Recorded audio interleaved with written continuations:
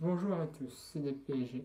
Alors aujourd'hui une vidéo un petit peu spéciale puisque je vais interroger un supporter du PSG sur quelques questions sur qu'est-ce qu'il pense de la Ligue 1.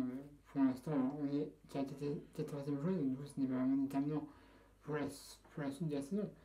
Mais on va savoir ce qu'il pense avec diverses questions que je vais lui poser. Donc il n'est pas encore arrivé, il va arriver, il est dans ce lieu en train de se préparer. Mais on va lui poser toutes ces questions ensemble. Voilà, donc je vous retrouve tout de suite.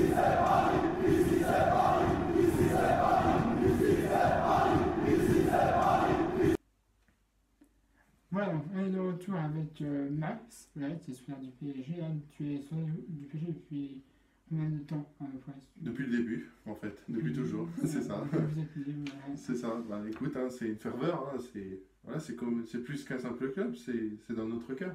D'accord.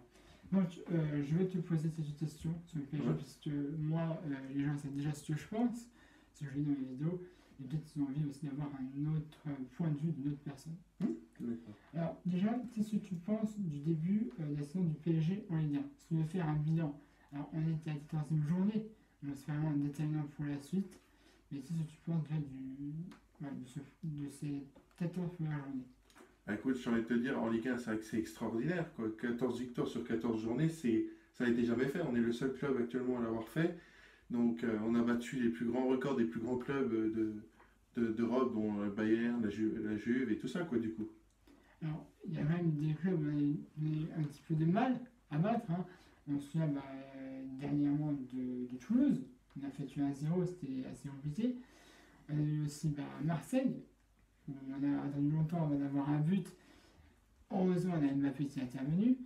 Et on se souvient de Nîmes aussi, où ça a été compliqué avec le carton rouge de Mbappé.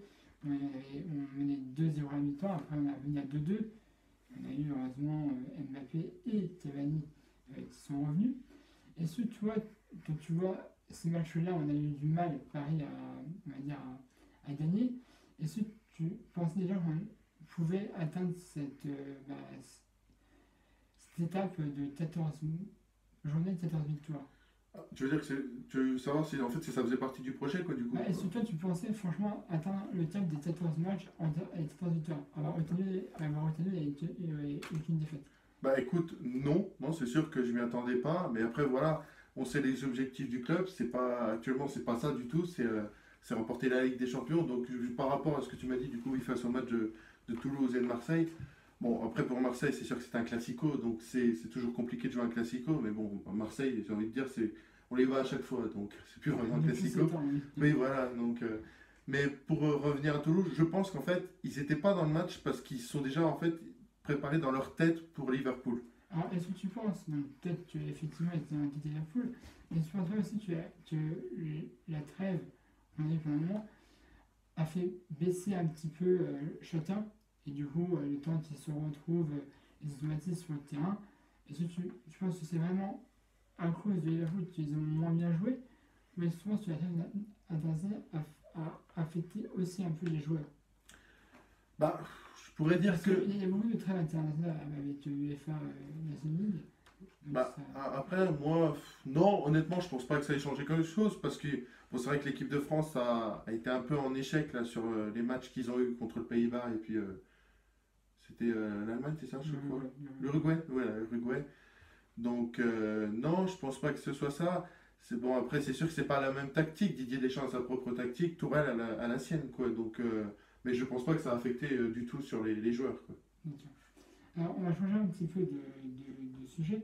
Qu'est-ce que tu penses, parce que c'est jamais ce qui nous préoccupe le plus, nous, supporters parisiens, qu'est-ce que tu penses de la saison de la Ligue des Champions?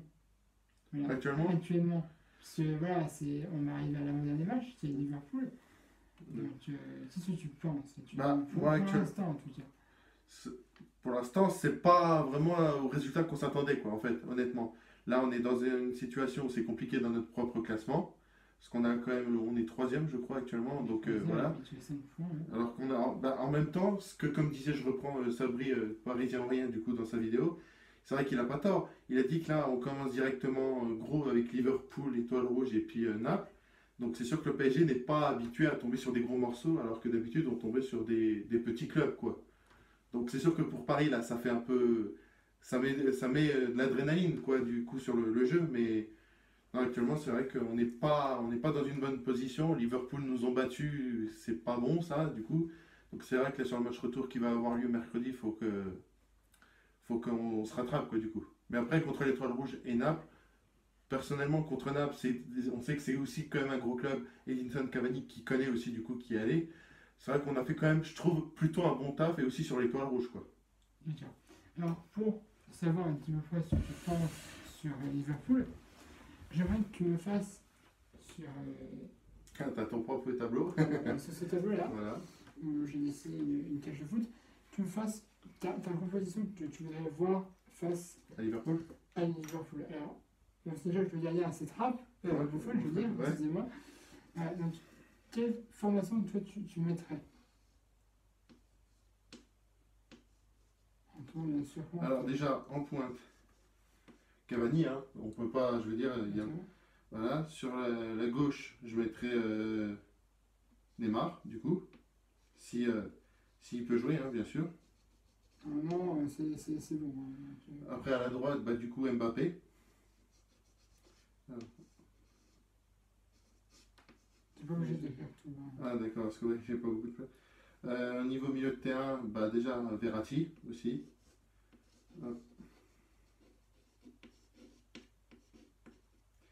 Rabiot, hein, bien sûr, parce que c'est vrai que c'est un atout pour le PSG. On va en parler d'après, hein, de Rabiot.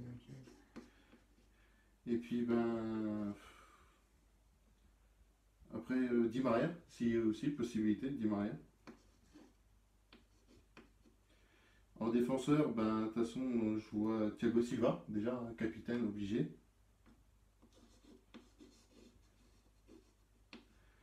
Marquinhos.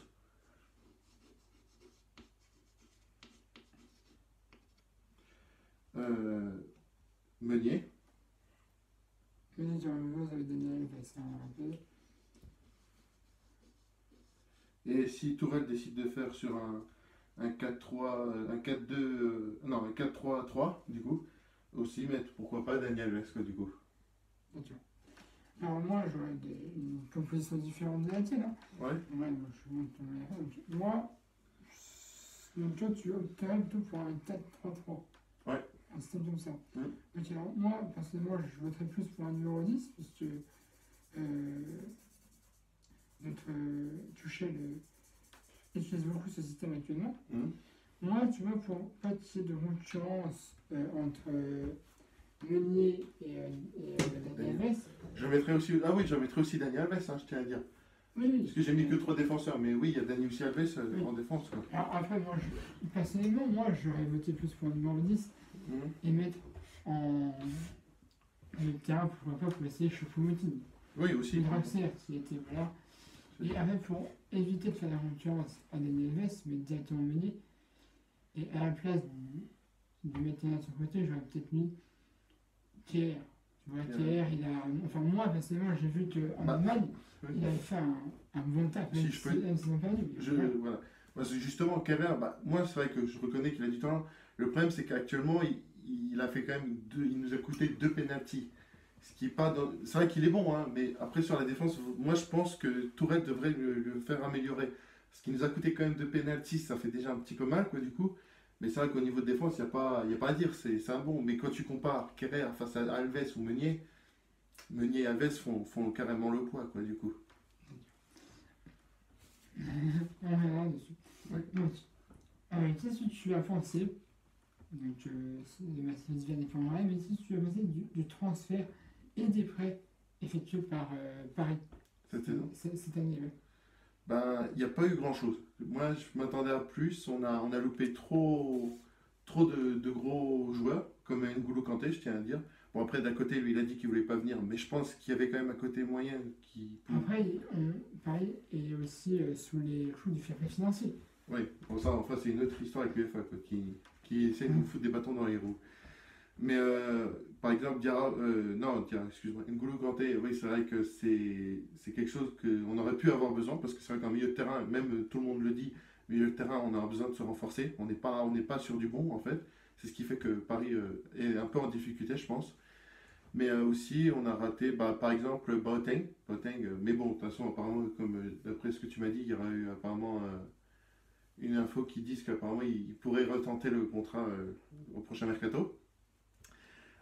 Sinon, il y avait aussi un jeune joueur au Brésil, ce qui est dommage parce que je pense que ça aurait fait du bien, comme on a Moussa Diaby, qui est aussi un jeune joueur arrivé, mais qui est délicieux, quoi. On peut pas dire le contraire.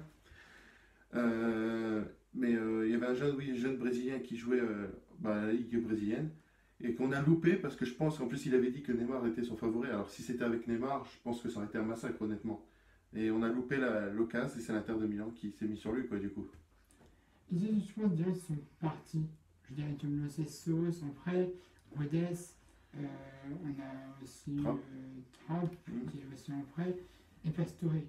C'est des Bah alors, joueurs. bon, Pastore, ça me fait ni chaud ni froid, hein. Je vais pas mentir, j'ai pas vraiment apprécié ce joueur, hein. Il était souvent blessé, c'était pas un grand joueur, quoi. Bon, il a été bon, il a quand même servi au PSG, voilà, mais moi, ça me fait ni chaud ni froid. Guedes, Guedes, je vais pas non plus mentir, c'est vrai que c'est la même chose, on l'a presque pas vu. De toute façon, il se plaisait plus à Paris, donc honnêtement, s'il se plaît bien à Valence, vaut mieux qu'il reste à Valence. Pour Lo Celso, c'est vrai que là, c'est vrai que c'est plus compliqué parce que Lo Celso, avec Paris, il faisait du bon boulot, hein, donc il faisait du bon boulot. Mais après, c'est pareil, c'est toujours la même chose, c'est qu'il y a de la concurrence et Lo Celso, il en avait pas envie, il voulait être titulaire, donc autant le prêter. Et puis pour Trapp, il fait plus le poids, quoi. Trapp, c'est plus le Trapp qu'on a connu. Il y a Areola qui est carrément bon en ce moment. Quand tu vois, bon, même si on a perdu contre le match du Real Madrid, il a été extraordinaire. Puis on a la légende d'Igolini Buffon. Donc, là, Trapp, il s'écrase, quoi, du coup. Alors, justement, pour revenir sur les gardiens, on sent que tu parlais n'arrive pas à trouver un gardien bon, en fait, pour lui. Donc là, bon, on a Trapp, c'est un Allemand, donc du coup, évidemment, champion du monde. Mhm. Là, on a Areola, qui n'a pas du tout joué en Coupe du Monde, mais ça fait aussi du un champion du monde. Ouais. Et on a évidemment la légende de Gianluigi Buffon. Et je pense qu'avec Gianluigi Buffon, justement, on arrive à trouver son gardien pour gagner quelque chose en plus. Tu veux dire qu'en fait, est-ce que tu penses que c'est le bon gardien pour Paris, en fait, Voilà. c'est ça? Parce qu'on part souvent de dire que Paris n'a pas trouvé Ouais. le gardien pour lui. Bah, Et je pense que Gianluigi peut être ce gardien justement pour Paris. c'est compliqué à dire parce que Buffon, il arrive sur sa retraite. Donc, Paris, forcément, à un moment, ils vont le perdre. Donc, puis il est plus aussi bon qu'avant, hein. C'est vrai qu'il faut pas voilà, il est quand même toujours aussi fort, mais il vieillit du coup, donc c'est vrai que ça met un peu son expérience un peu mauvais, quoi. Mais si je devais prétendre à un gardien pour Paris, comme selon la rumeur, et c'est vrai que moi j'aimerais que Paris se mette sur lui et qu'il l'achète, c'est David De Gea. Alors justement, on va revenir sur les transferts. Donc Mhm. il y a beaucoup de rumeurs de transferts actuellement. Mais je pense que de certains transferts, comme par exemple Rabiot, Mhm. De Gea, Boateng, et est-ce qu'il y a un joueur, on va dire, que tu voudrais voir signer après dans la mesure du possible? D'accord. Bah, pour De Gea, comme je viens de te le dire, du coup, c'est vrai que ce serait bien qu'il vienne à Paris. Pour info, De Gea est en fin de contrat avec Manchester United en juin 2019. Il n'a pas souhaité poursuivre les négociations avec Manchester pour prolonger. Donc, c'est vrai que De Gea à Paris, c'est vrai que c'est un exploit. Il est bon, faut pas se mentir. À Manchester United, il fait du bon boulot. Donc voilà. Pour Rabiot, bah, du coup, oui, le Barça est sur lui. C'est vrai que c'est un peu dérangeant parce que c'est vrai que c'est un bon joueur. Les Ultras ont essayé même de le retenir. Je pense que tu as dû voir après le match, c'était contre Nîmes. Voilà. Ils lui ont fait passer un message, tu es parisien, tu as du sang parisien. Donc voilà, c'est vrai que oui, on aimerait qu'il reste. Mais s'il n'arrive plus avec Paris, s'il trouve plus de contrat, malheureusement, oui, il partira au Barça. Ce qui va handicaper encore le PSG sur les milieux de terrain, quoi, malheureusement. Après, tu m'avais dit Boateng, c'est un défenseur, hein, Boateng. Oui, c'est Oui, ça. c'est ça. Qui est à Manchester, qui est à Bayern Munich actuellement. D'accord. J'ai envie de dire, c'est vrai que j'aimerais bien l'avoir, mais défenseurs, on en a trop. C'est ça le problème. C'est qu'on a beaucoup trop de défenseurs. Là, il y a Kurzawa et Dani qui sont revenus. S'il va mettre encore plus de concurrence, du coup. Donc, mais après, oui, c'est sûr que s'il n'y a pas, c'est vrai que ce serait pas une mauvaise chose, mais il faudra qu'il montre, qu'il fasse le poids, quoi, du coup. Et si j'aimerais qu'il y ait un joueur qui vienne un jour au Un PSG, joueur ou plusieurs Ouais. joueurs. Hein, plusieurs joueurs. Bah, c'est vrai que j'ai des noms, bah, par exemple, mais ça arrivera jamais, mais c'est vrai que le grand Zlatan, il nous a régalé à Paris, il nous a fait vibrer. Mais bon, je pense que maintenant, il a fini avec Paris et qu'il veut écrire une autre page de son histoire. Sinon, un autre joueur. Bah, si, un bon joueur. Donc, Paolo Dybala, quoi. Dybala, très bon joueur à la Juventus. Il est excellent. À Paris, il pourrait faire des miracles, quoi, du coup. Donc, honnêtement, non, non, je pense que ce serait bien qu'il vienne. Sinon, qui c'est qui pourrait être bien aussi? Il y a beaucoup de grands joueurs, hein, donc c'est vrai que c'est compliqué. Dans le milieu du possible, Ah oui, les milieux du circuit financier. bah, on sait que par exemple Léo Messi et Ronaldo, ce sera jamais possible ça. Donc voilà, ce sera jamais faisable. Mais après, c'est vrai que c'est compliqué parce qu'il y a vraiment beaucoup de joueurs. Bah, je vais te dire, comme quoi, tu vois, je suis pas rancunier. Bah, Mohamed Salah de Liverpool. Il a une rapide vitesse. Je pense que je pourrais le voir avec Edinson Cavani. Ça pourrait donner quelque chose, quoi. Ça pourrait faire un bon résultat. Comme avec une alchimie, comme avec Kylian et puis Neymar, quoi, du coup. Mais sinon, bah, un autre joueur, si, Coutinho. Coutinho. J'espère que ça pourrait se faire parce que c'est vrai que lui aussi, qui est brésilien et qu'il sait qu'il y a beaucoup de Brésiliens qui sont passés par le Paris Saint-Germain, un jour viennent à son tour. Mais oui, Coutinho, c'est vrai que ce serait une bonne chose, quoi. D'accord. Bah, merci. Bah, merci à toi. Hein. D'avoir répondu à la question. Voilà. N'hésitez pas à venir à ma chaîne YouTube, hein, DPG, il y a ma page Facebook et dans la description de la chaîne YouTube. Bah, je vous dis à très bientôt pour une nouvelle vidéo.